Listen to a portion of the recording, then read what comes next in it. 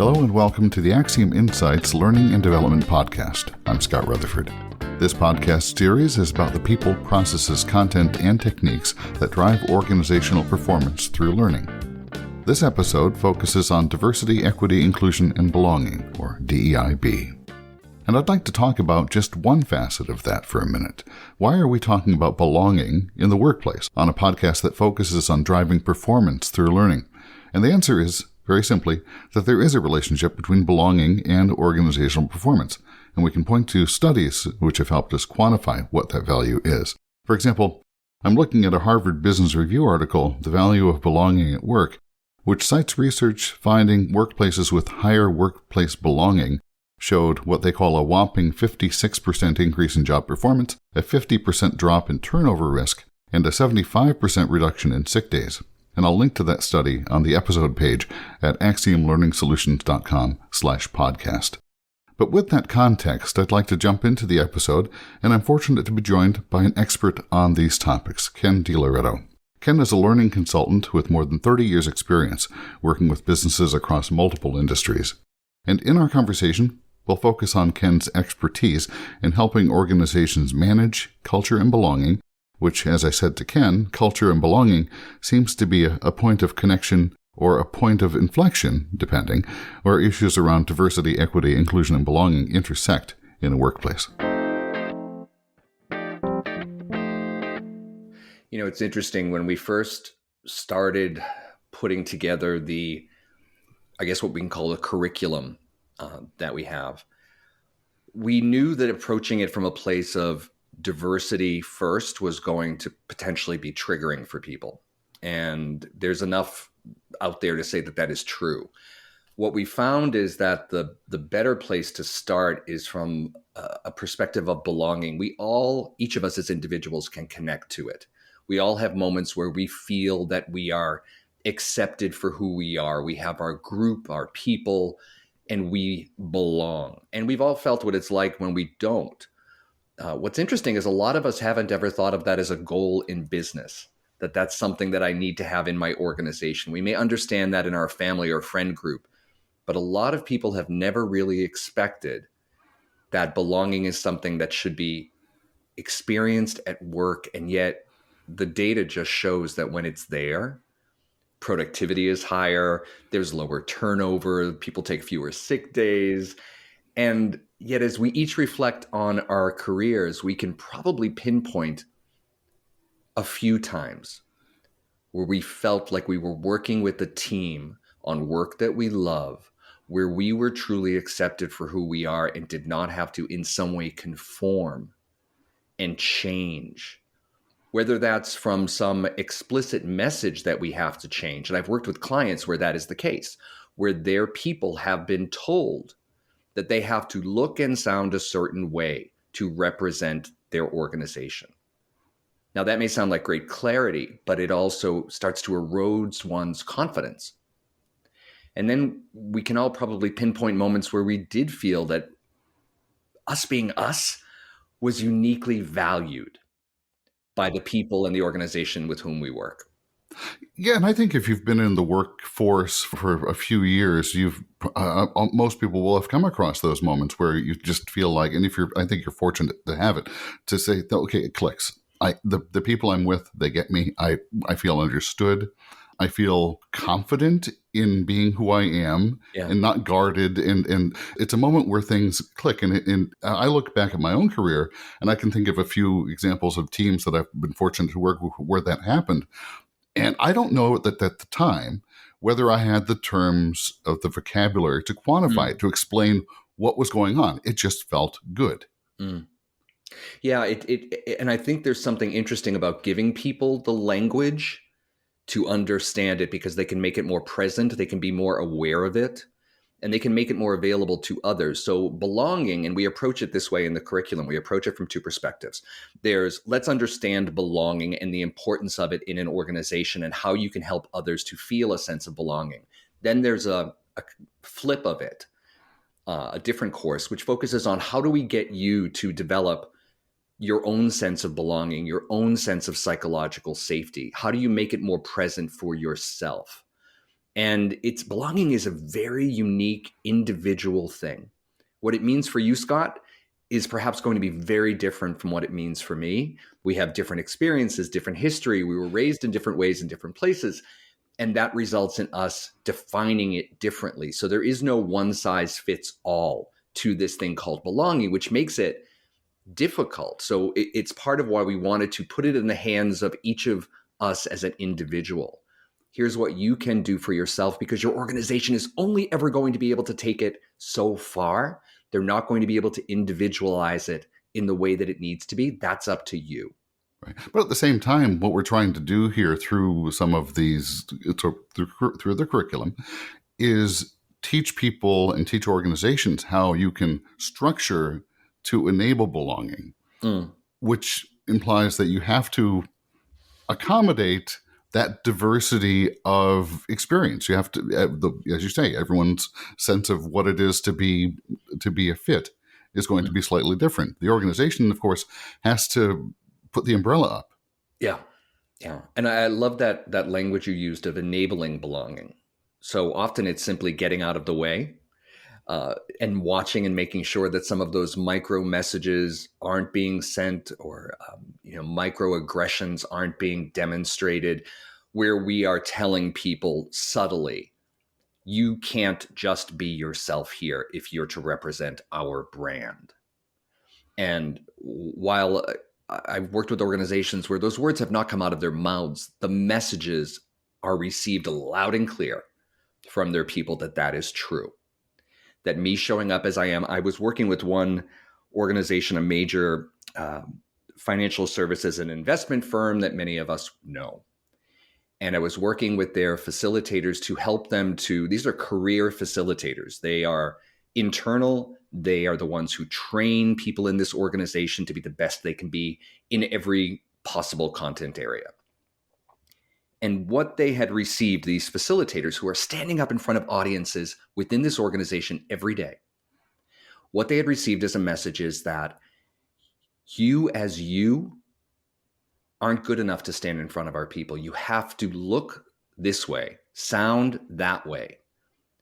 And they would put on this armor to represent the brand effectively, internally. And it got heavy. Sure. Not only did it get heavy, it got in the way of them actually bringing life to the content, to the work that they were doing. There was a study that I read in a marketing journal not very long ago, and I wish I'll see if I can remember the citation and put it in the episode notes here, because I don't have it off the top of my head. But the upshot of the study was correlating authenticity to brand loyalty. Huh. And what it did is drew a bright line to say that in the minds of consumers, people are making purchase choices about the brands they engage with and where they spend their money. They equated authenticity with brand loyalty. And as we're talking about, the notion of putting on armor to represent a brand that isn't you, that's dissonant, isn't it? Oh, it's so dissonant. And yet it is sadly so common. It is sadly so. This is an anecdote that just popped into my head, but it struck me. I was working with another financial services firm. I was teaching their leaders how to lead. And I'm working with their senior leaders. So these are not welcome to the firm people. They had been there for years. I finished what was a 3-day course, and I'm now cleaning up. Most people had left the room. And there are a few participants still lingering. And finally, there's only one. And he walks up to me and he says, that was really great. So I'm glad you enjoyed it. What did you get from it? And he gave me some of his key points. Then he pointed at my shirt and he said, I like your shirt. I said, thank you. He said, I could never wear a shirt like that here. Now, it was not unlike, and I know folks, you don't have the visual, but Scott's wearing a gingham shirt right now. It was a purple gingham shirt. So nothing outlandish. And I said, thank you. And he said, and your pants. Now it's getting a little weird for me, but I'm like, I'm going with it. There's a line here somewhere. Yeah, but I'm going with it. We'd spent 3 days together. And he's like, and your pants? I said, yep. He said, what do you call those? And I'm thinking, flat front pants? And he said, yeah. He said, I wish I could wear those. And I noticed that he was wearing pleated pants, and every man in the firm wore white shirts or pale blue if they were feeling bold, and pleated pants. Now, this was only a few years ago. Flat front pants had been around for a while.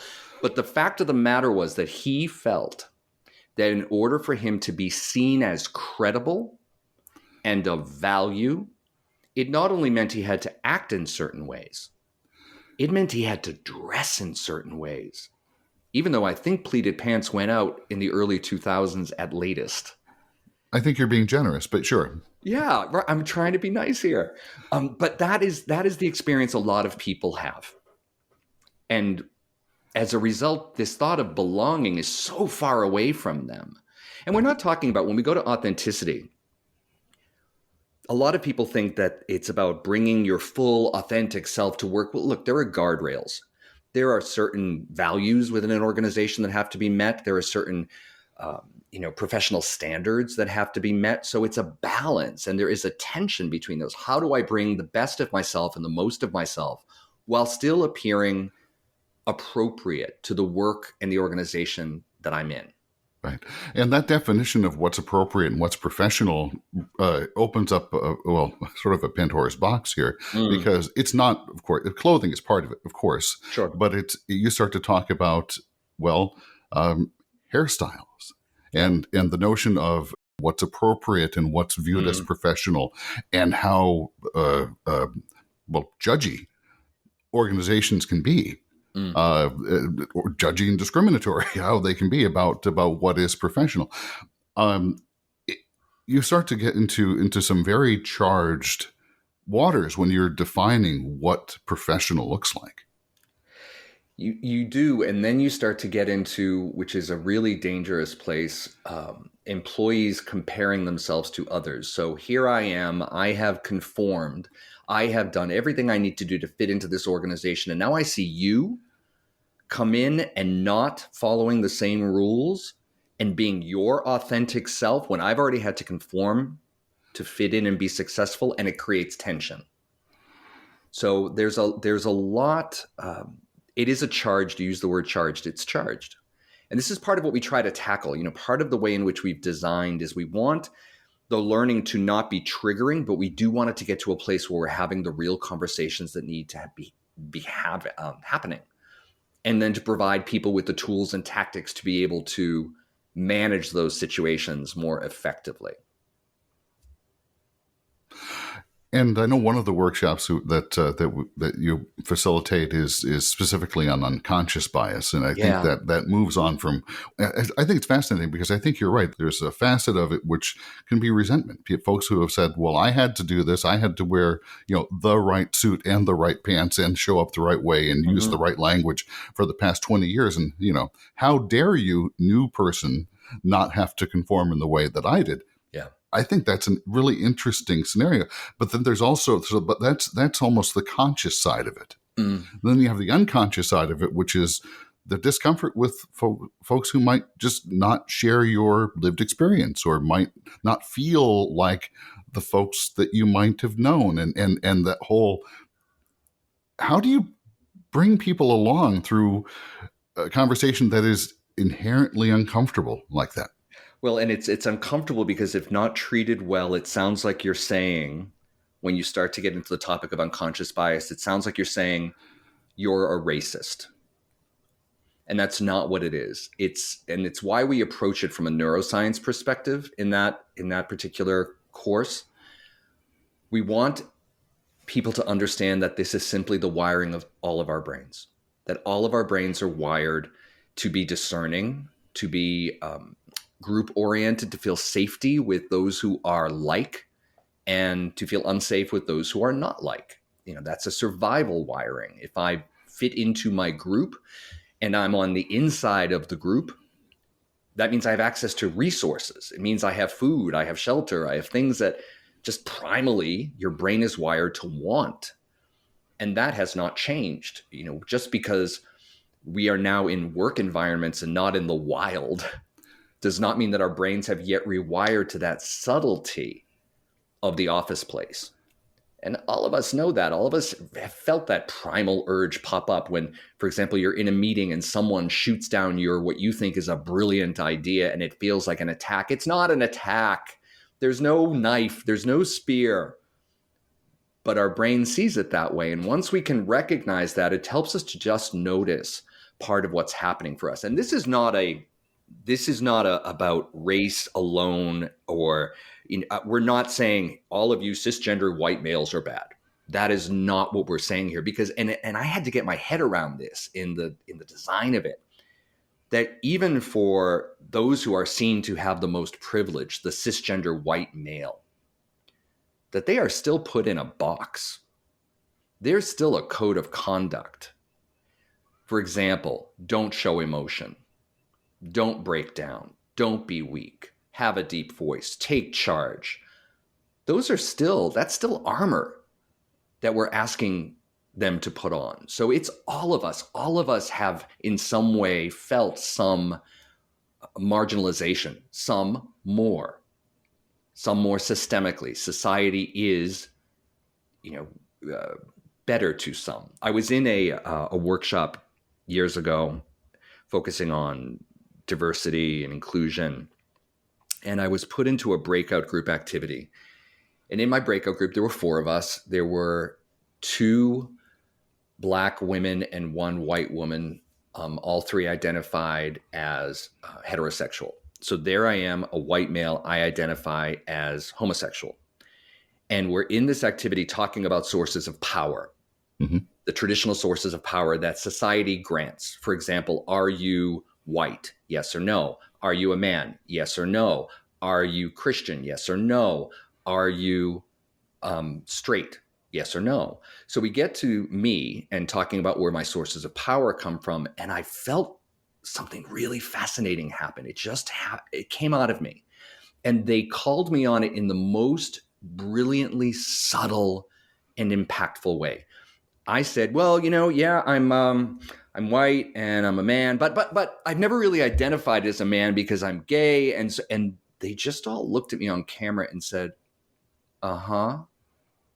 And in that moment, I realized that there was a place of privilege that I had that I was ignoring, which meant I was not using it well to lift up, for example, marginalized voices or help others be seen and heard in conversations at work, because I was shunning that I even had that. And this is part of where they get uncomfortable with this conversation of power and unconscious bias, because it feels like you're telling them that they are racist. That is not what we're saying. We're saying that depending upon your context and your setting, if you're on the inside in that setting, you have the opportunity to help those on the outside be heard. And it's a chance for us to use that. And that requires a lot of real honest introspection, though, doesn't it? Because you have to realize, okay, well, there are certain things that others looking at me will see. Yeah. See, my gender presentation and my, ethnicity and all of these things. Yeah. Of course, other facets that you don't see. Yeah. And that could be hidden disability. That could be a whole variety of things. Sure. Everything from someone who struggles with depression, or someone who just had an argument with their kids that morning. What people carry inside is what you can't see, and to be able to have a connection and to relate to another, you have to be, understanding of those facets and allow them to exist and allow space for them to exist. Yeah. Yeah. And it's uncomfortable for a lot of people. People think, I'm not a therapist and work is not a place for emotions. Well, good luck with that. The only way to keep emotions out of the workplace is to leave people out of the workplace. We are by nature emotional beings. And then you add on top of it this contradiction or this tension between the fact that the brain is wired for unconscious bias, and at the same time, from a human perspective, from a social perspective, we have an immense need for belonging. So you've got these two things in conflict. We all want to belong and be accepted for who we are versus just fitting in. There's a difference. Fitting in is I've adapted myself so that you now value me. But belonging is you see me for who I am, in all of that uniqueness and all of that, magic and dysfunction, and you appreciate it. And then on the other side, the brain is wired to exclude. The brain is wired to see differences and say, like me, not like me. And if not like me, bad. Mm-hmm. And this is, again, is, survival wiring. So those two things are in conflict. Yeah. So you alluded a second ago about being conscious of your own privilege, to Yeah. use the word, and to use that in a way that supports those around you, which is to me that's allyship. Yeah. And I know, again, that's something that you do delve into over the course of a couple hours with folks. Yeah. How do you teach someone how to be an ally? So we start with the conversation that we've been having here about privilege and power, insiders, outsiders, and the recognition that, again, all of us can be insiders or outsiders. For example, if I walk into a team meeting with people with whom I've never worked, even though we're in the same organization, I am all of a sudden an outsider. They're talking about conversations they've had in the past. Maybe there are private jokes. They're talking about things that they're all in the know on, and I'm immediately an outsider. If they come to my team meeting, they are immediately on the outside of that.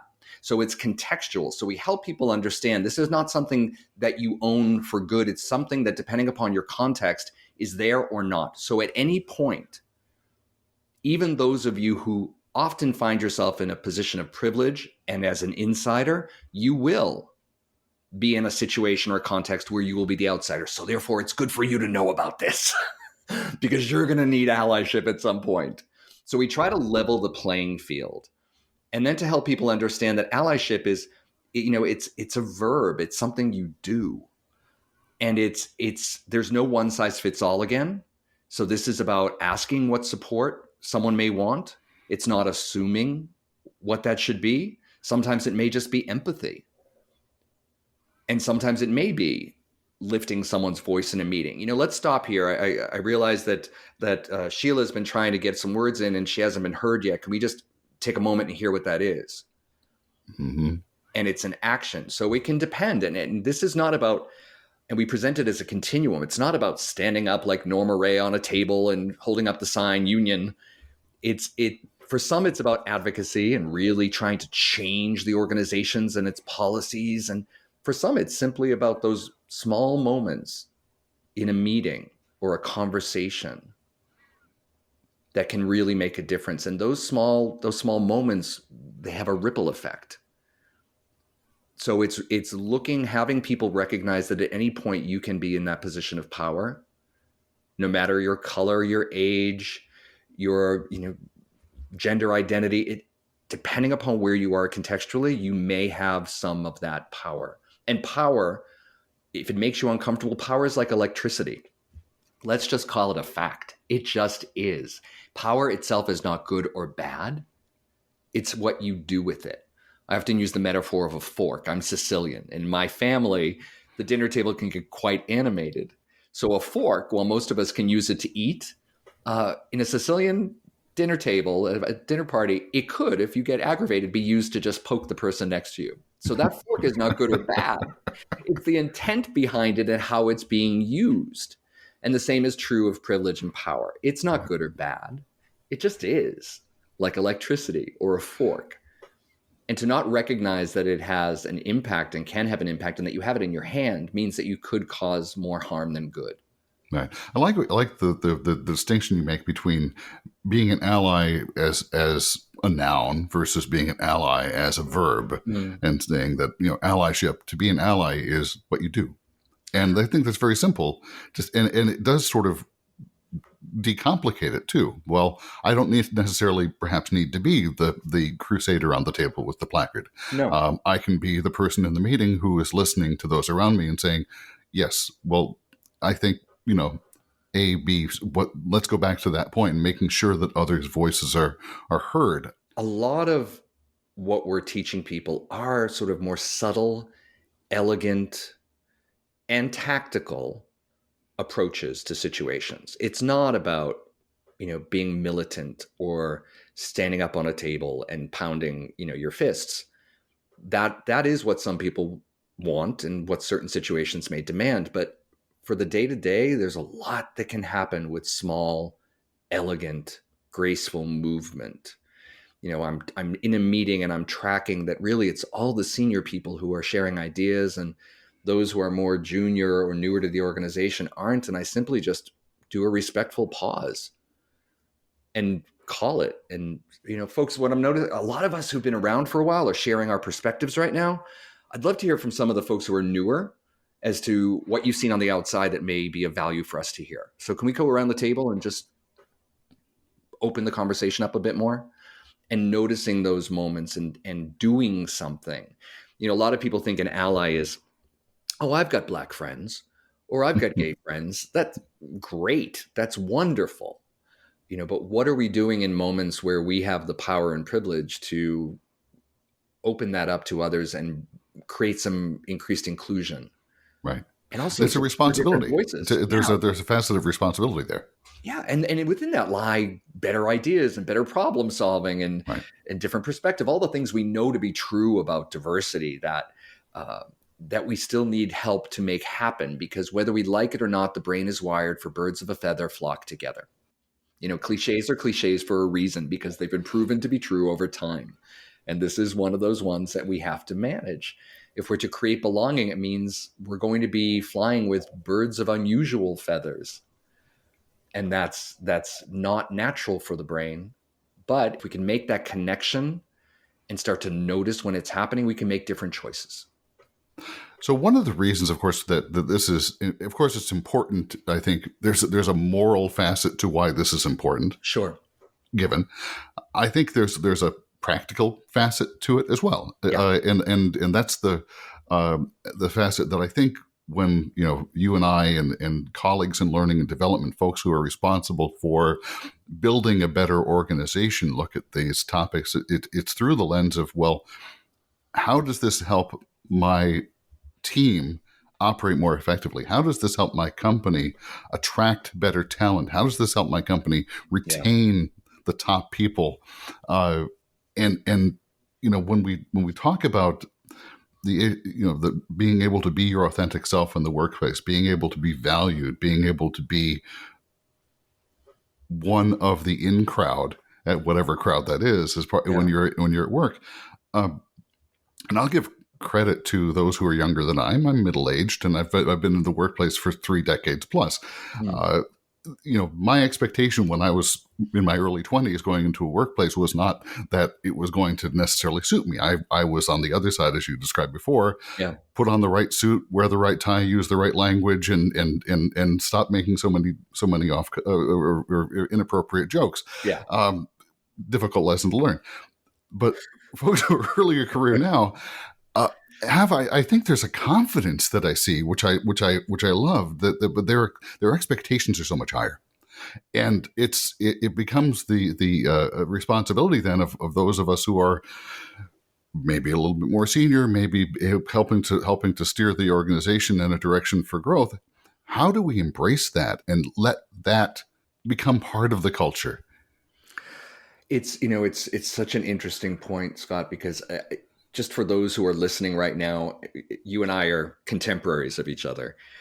And for those of us in that, sort of generation, we have adapted to be successful in work. We have changed how we dressed, how we appeared, to be seen as more acceptable, more valuable. And now we see people not wanting to do that. And that kind of irks me. If I approach it from that perspective, who the heck do you think you are? You have to earn the right. And that's what I did.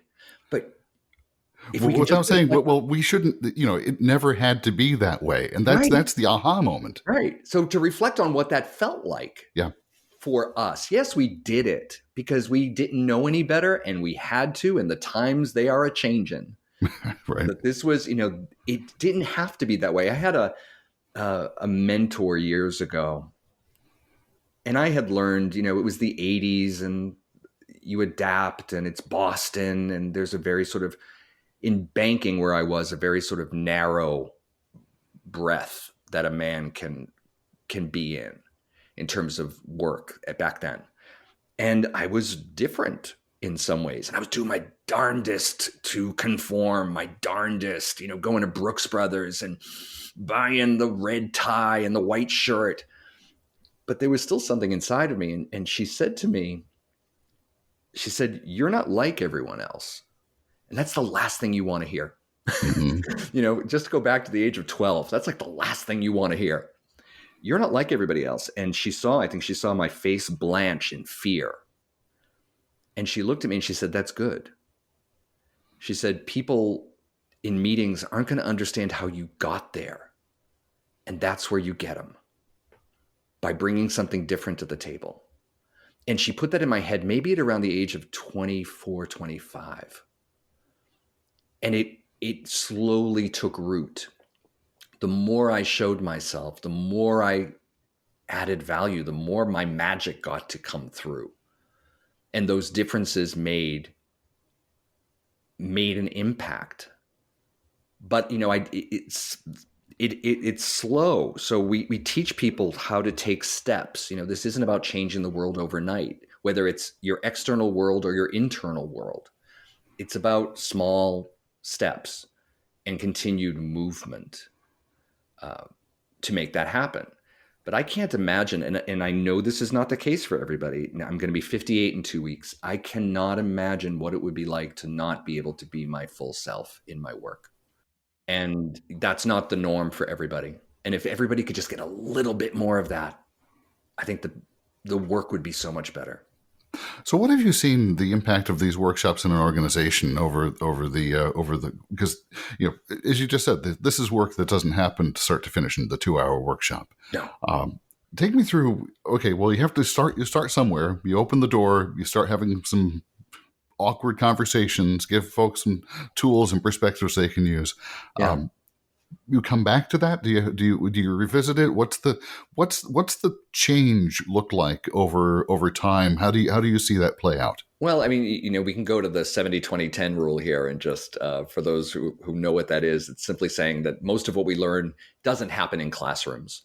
So I think of classroom work and courses like this as amazing triggers, really important triggers for additional things to be happening. So we've got clients who are doing some beautiful work on the 70% and the 20% to surround the courses, to continue the conversation, whether that be employee resource groups and or regular sort of coffee talk sessions where they're getting whoever wants to come to talk about a topic. I've got one, I'm doing some pro bono work for a school district, and they are teaching their certain students who have signed up and raised their hands to lead discussion groups about these sorts of heated topics. Like what they did one on the divisiveness of the 2020 election and racism and how it appears in the school system. I mean, really heated topics, but it's to create conversation. And we also don't recommend, one of the places, and any of you who read the opinion piece on diversity training in the New York Times a while ago, we don't recommend that this be like sexual harassment training, that it be required and you push everyone through it, that this be a pull. So, you may end up starting with those who are already inclined to believe that diversity, inclusion, equity, and belonging are important. That's fine. Start there.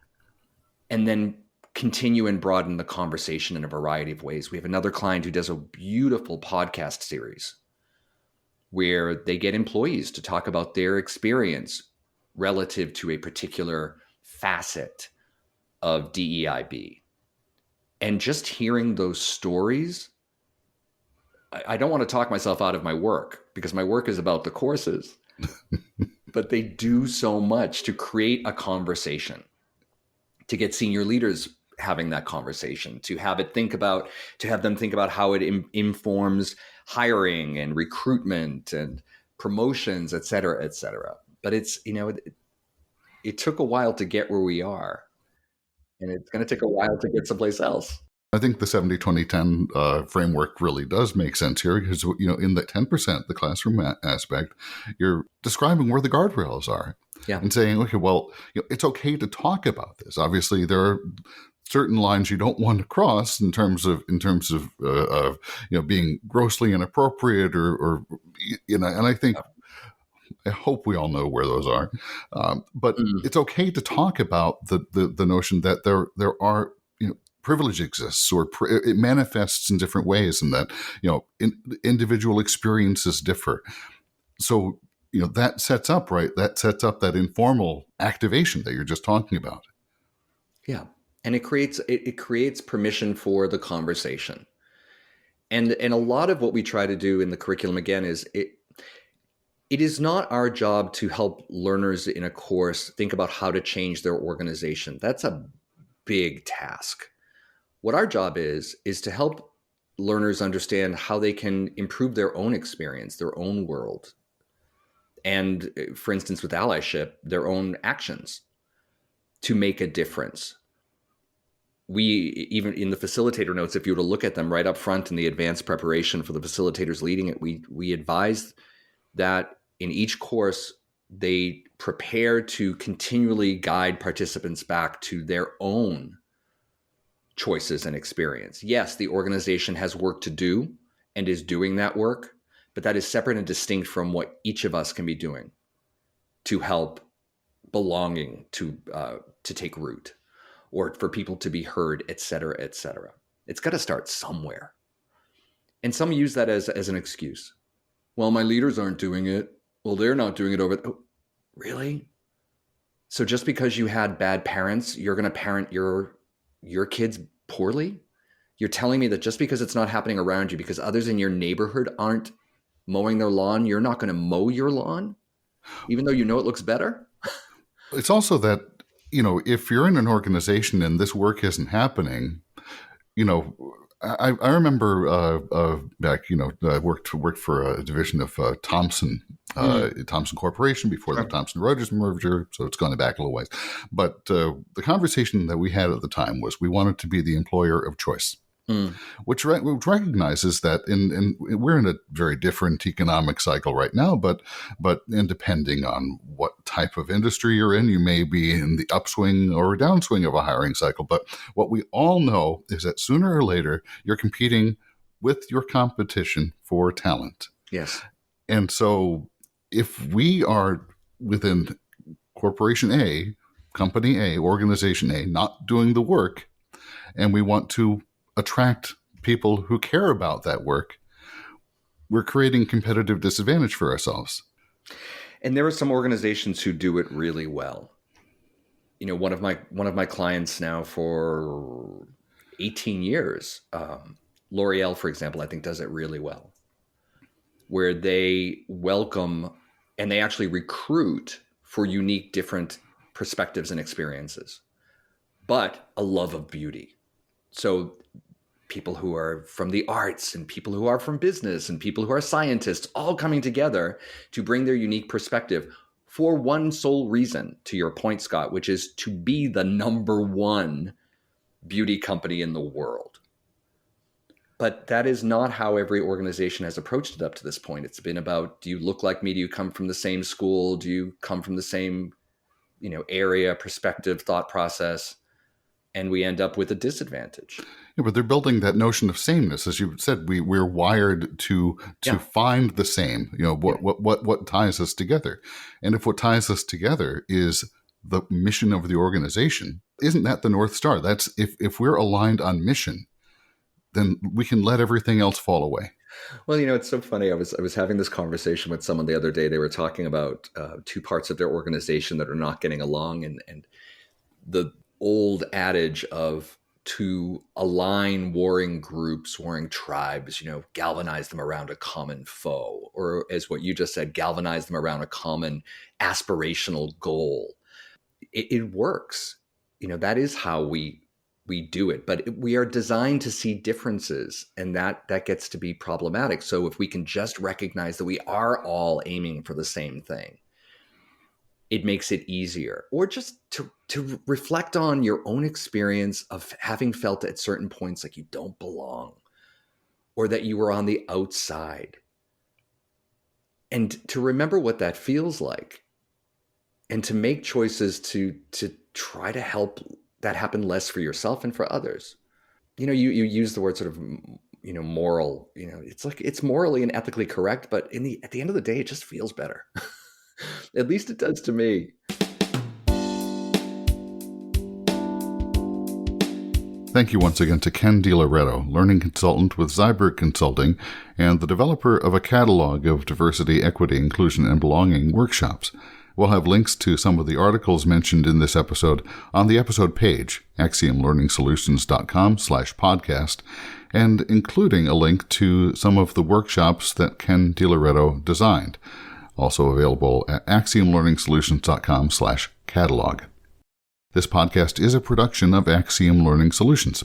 AXIOM is a learning services company that provides learning teams with the people and resources needed to accomplish virtually any learning project or objective, including on-demand learning professionals to work alongside your team and complete learning content or project outsourcing.